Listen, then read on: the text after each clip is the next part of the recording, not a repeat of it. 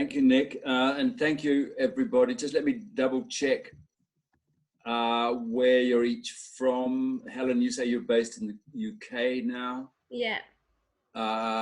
And Rebecca, you're in Andalusia. I got that. Spain. Irena, where are you coming to us from? I'm originally from Serbia, but I'm in Burma now.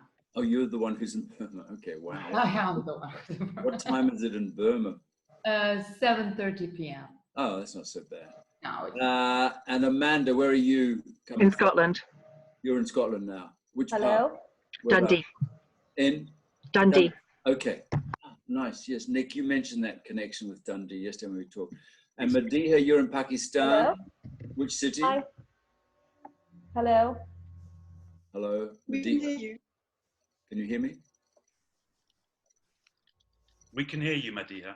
Oh, you can. Oh, wonderful. Oh, wonderful. Hi, everyone. Yes, I am from Pakistan. Okay, great. Right, we've got 30 minutes more or less, and I just want to talk on the subject of task repetition, and I'm just going to make some general comments, and then I'll throw it over to you guys to apply these principles, or if you can, to what you're doing online for the Hands Up project. So I'm going to switch over to my PowerPoint. Okay, can you see that? Yep. Yep. Okay, great. Okay, just have a look at this. Is a text a transcription I'm going to show you in a second of 3 students doing a task, and the task is they've got a picture story, and they're putting the words to the picture story. Basically, they're reconstructing what happened, and they do it at least 3 times. So on the left, you see the first attempt at transcript. So there's 3 students. They went to the park by car, and he'd go with his dog, and he'd take lunchbox, and I have sandwich and a hamburgers. Another one says champagne, sandwich, and very peaceful, but later many people came, many people came here. So you can see what's going on. They're kind of reconstructing the story, throwing in the odd word. One of them is doing a lot of the work. Jay is doing most of the work, in fact. We don't see the whole transcript here, but we see enough. Then they do it again, and then they do it again. So now on the right, you see the 3rd attempt, and you'll notice already that it's obviously longer to get to the same point in the story. But when you read it, you'll see how much more complex it is. So T starts this time. It was a nice sunny day, so Tom and Victoria decided to go to picnic in the countryside. They went to picnic by car with their dogs. His name is Jim. So notice that everything has been tidied up. We've got the names of the characters. The tense is now more consistent, past tense, whereas in the first attempt it was going all over the place. The turns are longer. In the case of T, he's contributing a lot more. We have a much more coherent story. You would never guess, looking at the first attempt, that these students will probably be 1 or 2, which comes out in the 3rd attempt. Now, this is not, there's nothing surprising about this, and I think you all know as teachers and also as learners of second languages that when you have a second try at something, it's generally better, and that's the whole point of task repetition. So quite a lot of research has been done recently, in the last 10, 15 years, particularly in the context of task-based learning, looking at what happens when students repeat a task, as in this case. So this comes from some research was done by Martin Bygate. Martin Bygate had written a whole book, or edited a whole book about task repetition. And 10 years ago, he said already then there was enough evidence to suggest that there was a strong effect for task repetition. That is to say, the research shows that it's very positive. And more recently, in that book I just showed you, he said one of the components of successful learning in context using tasks has been found to be the presence of feedback associated with repeated practice. And I think it's not just that learners are repeating the task as they were in the case of that picture story, where there was no, as far as I know, there was no feedback. But where there is feedback, there is even more chance of uptake. So you get a kind of cycle like this, where students do the task, they get feedback, they repeat the task, incorporating the feedback, and so on. And it can go on as long as it takes. And I remember, actually, just an anecdote, I went back to studying Spanish in the classroom 2 or 3 years ago. And one of the tasks we were asked to do as students was to give a short presentation about a city that we were familiar with. So in my case, I chose my hometown in New Zealand and did a lot of preparation the night before, prepared a PowerPoint, looked up the vocabulary that I would need, and gave the presentation the next day in the class. It was about 7 or 8 minutes. And then there's question and answers from the other students in the class. And then the teacher gave the feedback, and she had made copious notes, very useful notes about both the strengths and weaknesses of the presentation, which was great. But what she didn't do was give me a chance to repeat the task. So there was no way then I could really incorporate the feedback into a reiteration of the task. So the feedback was, in a sense, I mean, it was not available immediately. There was no chance I could incorporate it. And I found this very frustrating.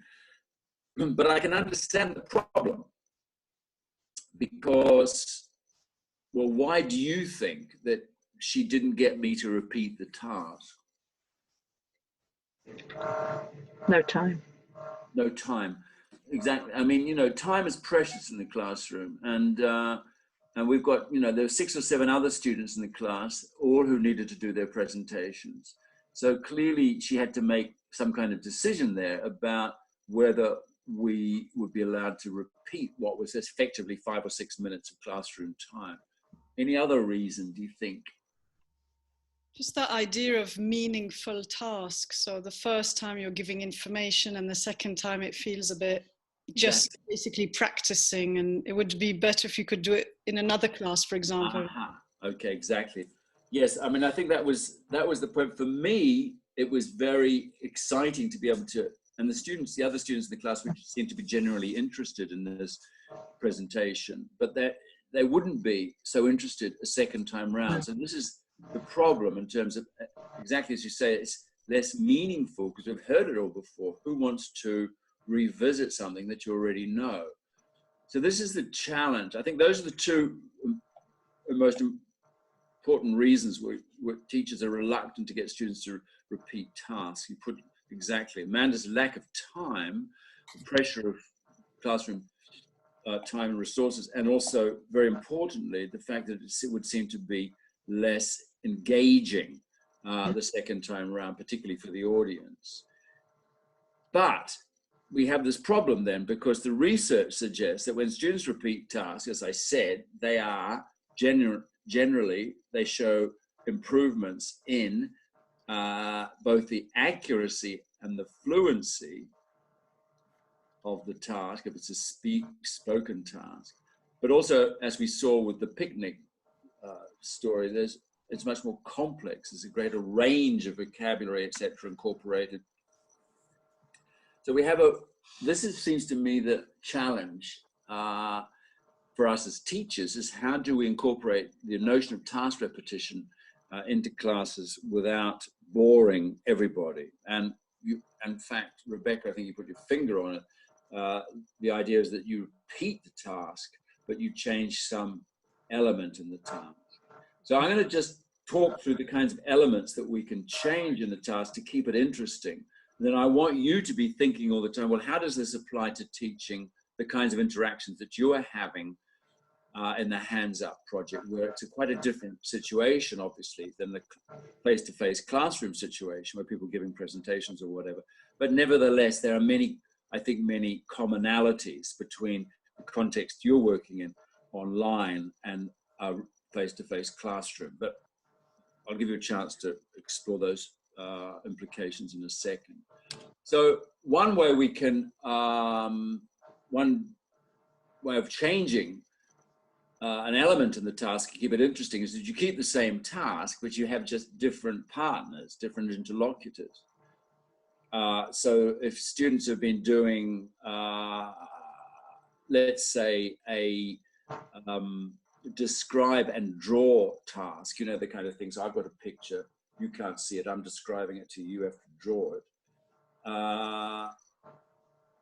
That's not much fun if you do it again with the same student. But if you do it with another student, then clearly it's new again. And at the same time, you're getting more practice at describing your picture.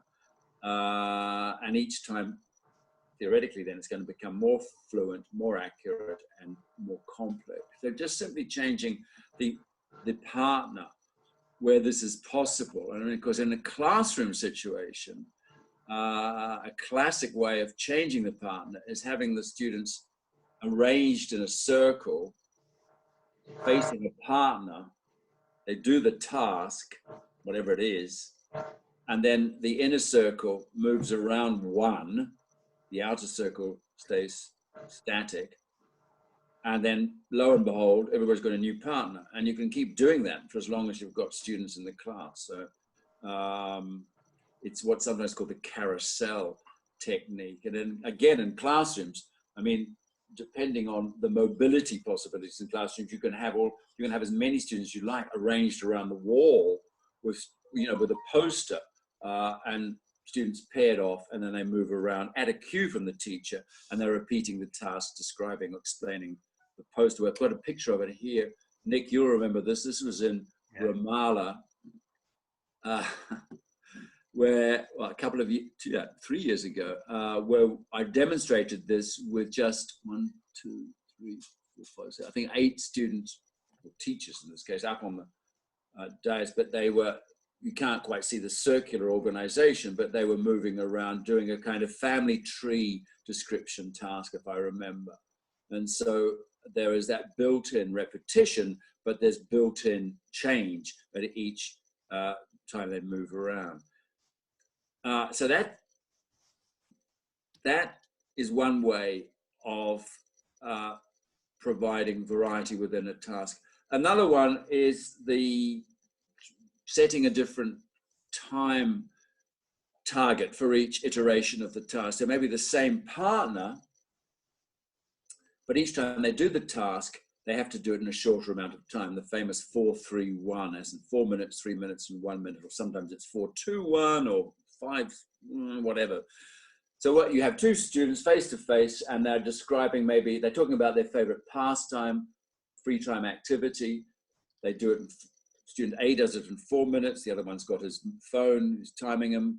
Then they change roles. The other his partner does it in 4 minutes. And then they take turns to repeat the task in successively shorter amounts of time, 3 minutes down to 1 minute. Now, the theory is that the content remains more or less stable. What they talk about is more or less the same, but it is done much more fluently. So that's another one. Then you can have the same task, but you change the information in the task. So, for example, coming back to the describe and draw technique, or the describe and choose, you know, the situation where maybe you have 6 pictures of people and you describe one of those people to your partner and they have to choose which one you're describing. As in this picture here. How can you vary that without changing the partners? Well, you change the pictures. Yeah. So what we were doing is it's different information. Or if it's a map following, I'm describing how to get I'm negotiating through a map, I'm telling you, and so I'm describing where a place is and you have to follow the map and draw a line to where it is, then we can change the map for the next time round. But the task remains essentially the same. And then another one is, of course, changing the mode, going from, if it's a speaking task, then getting them to do the same task or something similar through writing. Or if it's a non-videoed task where they're just doing it informally, then to video the students obviously raises the ante. It's the same task, but it changes the kind of psychology because they're actually being videoed. Just as doing a task in pairs or groups in the class all at the same time is very different from having two students up in front of the class doing it, performing the task. So while one might be rehearsal, the other one is performance. And this changes, this is a different mode and it places different demands psychologically on the learner. And I think this has repercussions on a lot of what we do in that hands-up context, particularly with the performance of plays. It's one thing to rehearse a play, but it's quite another thing to perform it, and then to perform it and video it at the same time, or perform it to a live audience that you can't see because it's being streamed. This raises the bar each successive time. So I think, let me just check.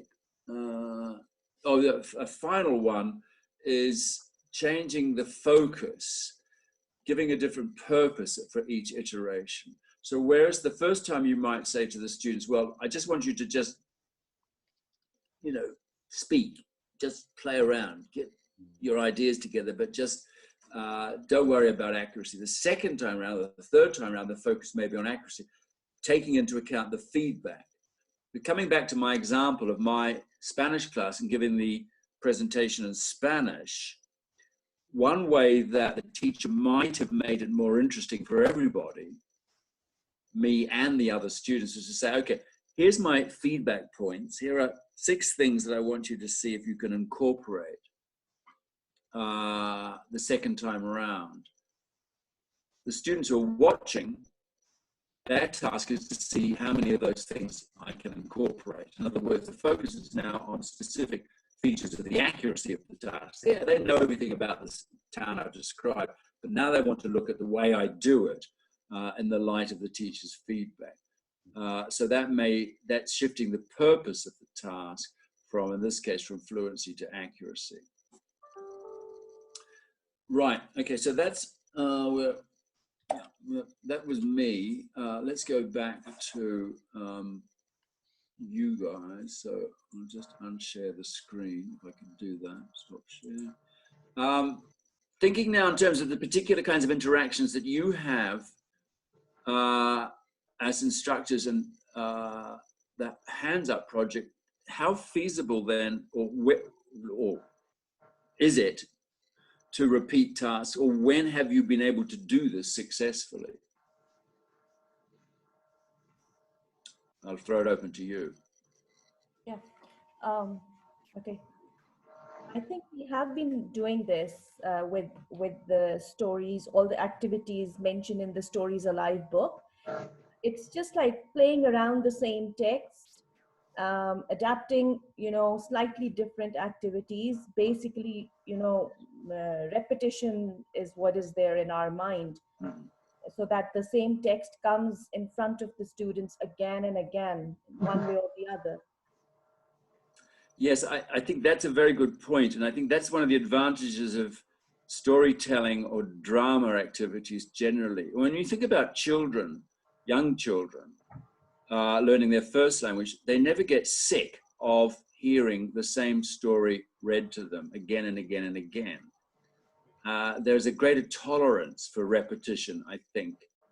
And the parent is tolerant of the repetition too. I mean, I think parents recognize the fact that this is actually very good language practice apart from anything else.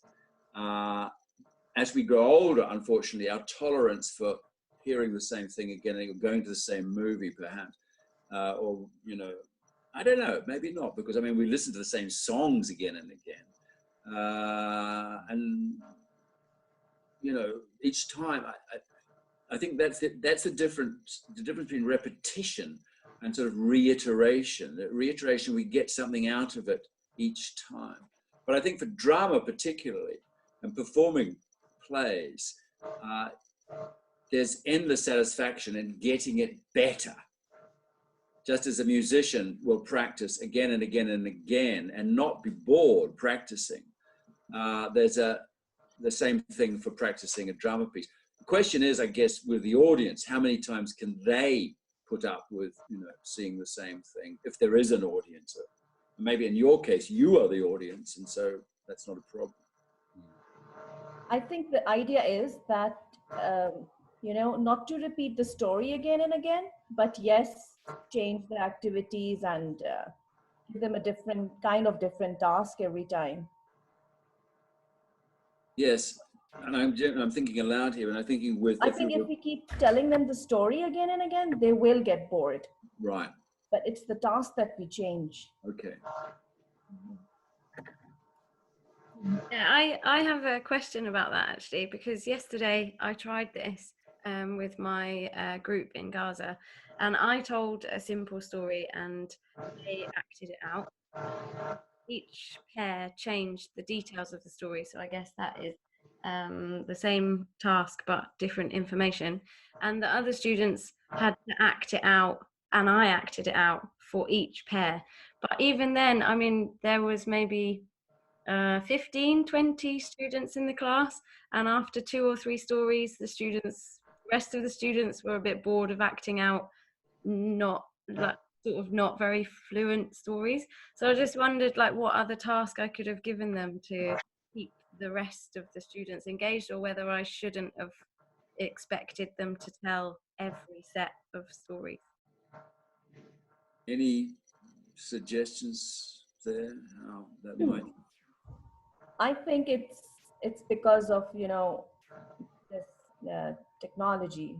It's because, you know, of remote theater, because some of the students get, you know, they really enjoy it, but others, they don't get the hang of it. It's because we are doing it through this computer, maybe. I don't know. Yeah, I would tend to agree, Medea.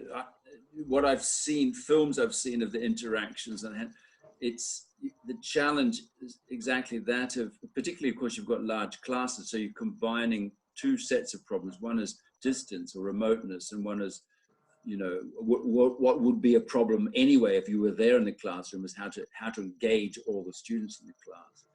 I think perhaps it's harder when you are not physically present, but not impossible. I don't know, Nick, have you got any?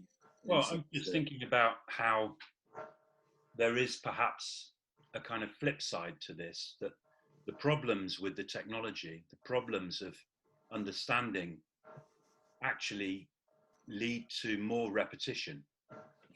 And in a way, it makes a kind of meaningful repetition, because, you know, it's so often that we can't understand what people are saying, and that they can't understand us. But I mean, it happens to me so regularly that I have to say, could you just say that again? And of course, the advantage is that we can blame the technology. You know, I can't, oh, it's a bad connection, I can't hear what you're saying, can you say it again? Consequently, the students get lots of opportunities to repeat what they're saying, and they're not just kind of mindlessly repeating it, they're repeating it because the other person doesn't understand what they're saying. Of course, I guess there's a limit to how, I mean, you know, it can get very frustrating if we take that too far. Yeah, I think that raises another point about a repetition at the level of just individual utterances. That research seems to suggest that even at a single utterance, if you ask a student, if you show that you haven't understood, the repetition will generally move in the direction of the target, even if you don't indicate what it is that you didn't understand. So, for example, if you didn't catch something because of the pronunciation or because of acoustic problems, then the next time around the person will enunciate a little clearer. And this can only be good because it's a kind of focusing on the form. And I've often told, advised teachers in face-to-face classrooms, sometimes it's actually not a bad idea to pretend that you didn't understand, because say, sorry, I couldn't catch that, because it forces them to raise the bar themselves.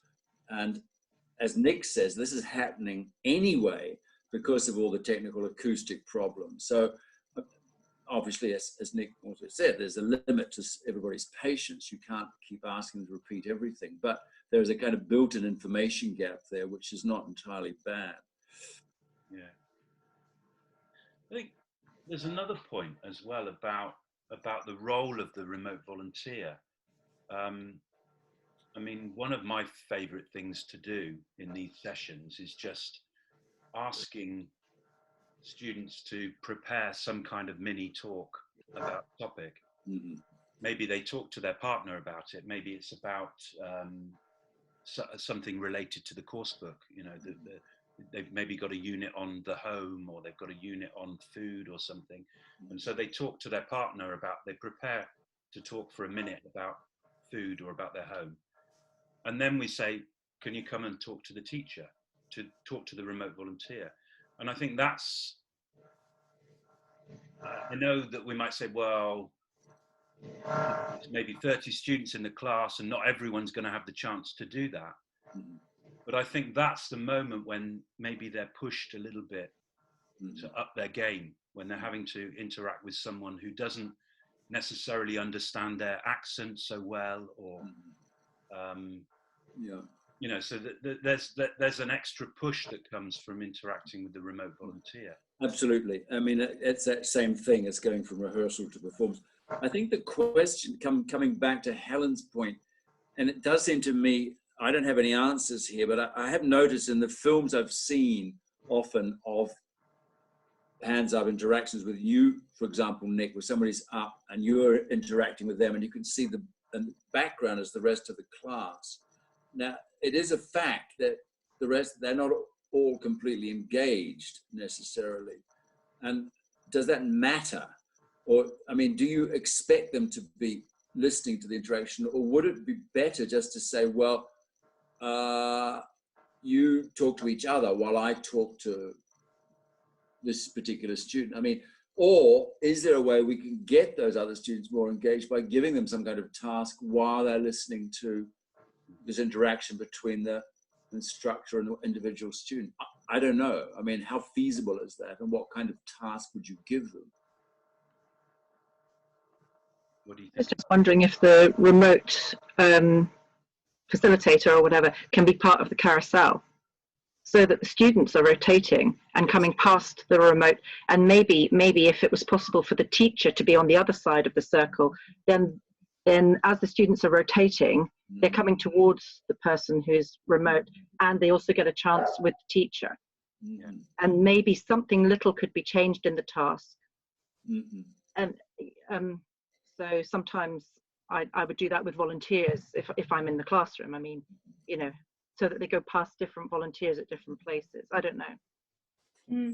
Yeah, that would definitely worth experimenting with, Amanda. I never really thought about that before, the carousel, but having one of, brilliant. They also then get to do it's almost like they're practicing for like the real test of talking to someone who doesn't understand their accent and is going to be a bit more challenging, but they've practiced all the way around, and then they finally get to the volunteer, and they have to try and do their best there. Yeah. I might try that. Yeah, it's a great idea. I mean, that whole area of what the other people are doing when there's somebody at the front, it's really hard to know what's happening. I like to think that sometimes, because there's a kind of performance element to it, that I like to think that the other students are perhaps maybe even more engaged than they would be in a normal class. Because I mean, you've got to remember that their face is projected onto the big screen as well when they're interacting with the remote volunteer. Yes, I think that's a good point, and I think we needn't despair if other students are not always involved actively, nor may not have a chance to be involved actively because there's so many of them. But if they are watching and listening, then that may be enough, and actually quite a lot in language learning terms, particularly if the task, again, has been, because the repetition, a point I didn't make, but the repetition, I've been talking about repetitions as it was productive repetition. They're speaking the task, or they're writing the task again and again and again, but hearing the same thing again and again and again with variations is also very good, as we well know. I mean, the more times you hear a song, the more times you're likely to remember the words. So I don't, as somebody once said, that for many learners, second language learning is a spectator sport. So just the very fact that they're engaged, I think it's the key here is engagement, and that they do need to be sort of actively listening. And so that might involve giving them some kind of task, or it might involve simply the anticipation that they'll be picked on next, kind of thing. So if you know you're going to be asked, or there's a likelihood you're going to be asked to talk to the instructor in front of the rest of the others, you might pay a bit more attention to how the others are doing it. I think it's also the way we react. I mean, when I watch Nick's videos, we want to know what he's going to say as a response.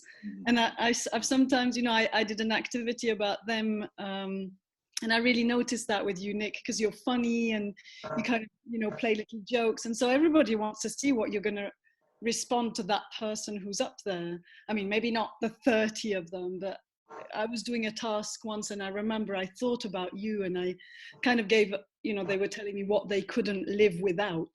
And so I tried to give an interesting response each time. So I felt like the others kind of wanted to know what I was going to respond to that. And it kind of made it interesting for everyone. I think I felt there was more attention than if I just kind of listen and go, yeah, good, and then go back to your place, and then next, and then next. So I think it's also a bit up to us to make it a bit spicy for them. Yes. That's an excellent point, and I sure next time I do this, I will add that to my bullet points of how to change the task, is change your response or individualize your response. Yeah. And that will make it intrinsically, as you say, interesting, because each time it will be different, because your response will be different. Yeah, and also, I mean, that point that you just made, Rebecca, about the responses that people give to tasks, the response of the listener, I mean, I guess that's going to have an impact on how the person does the next task, isn't it? I mean, even if you're doing like a describe and draw activity, if somebody asks, if you're trying to describe something and somebody questions what you say, or says, oh, you mean this, maybe next time you're going to incorporate those things into your own, into the next time you do the task. Yeah, one of the things I didn't point out, but in that transcript of those students reconstructing that picture story, one of them uses the expression in the first iteration. She says they were fed up, and in the third iteration of the task, that same expression reoccurs, but out of the mouth of another student. Now, we don't know, but my inkling is that that second student picked up this expression. Oh, I could use that. That's a nice expression. So again, one of the advantages of task repetition, it provides endless affordances or opportunities for learners to kind of pick and choose bits of language that other people have used successfully.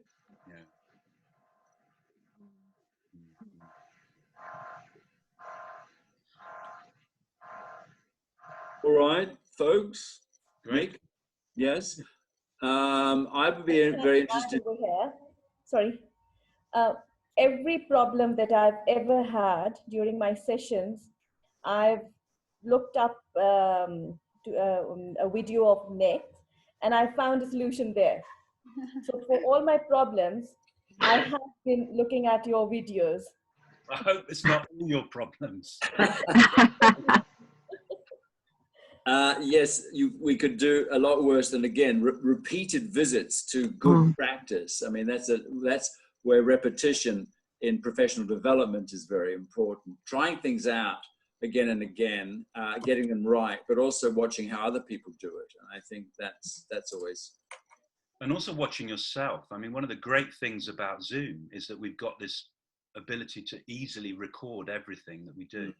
So, I mean, I've just put a whole session up at the blog post that I published today. I put a whole 45-minute session up, and I actually put it up without even watching the whole thing. And then I watched it again last night. And there's so many things I saw in my own practice that I thought, oh my God, that's really, like, one thing that I really noticed was there was a point when I said to the students, we were playing a game where they were trying to remember. I was asking them questions about a picture and they were trying to remember the details. So I said to them, how many people are pointing in the picture? How many people are pointing? And I said it like this: how many people are pointing in the picture? And I was watching it afterwards and thought it would be much better to do it, to say the language without kind of translating it into gestures, because perhaps I'm not giving the students an opportunity to process the language. I mean, they might not. I did it because I thought lots of people might not know what pointing means. But maybe I should have given them the opportunity to process that first. So, I mean, it's all these kind of things that we notice from repeating, from you know, watching videos of ourselves doing this, and it's such a great format for that through Zoom. So, and I think coming back to the drama activities, that learners get benefit too. So they rehearse something, perform it, and then watch the video of the performance. Yeah. And then, you know, the cycle continues basically, with or without feedback. But yeah, you always, yeah. I mean, I have the same experience. When I watch myself giving a talk, I'm thinking, oh, I must remember not to do that again. There's very little good that comes out of it, but there's a lot of, I've got, anyway, whatever. Wonderful.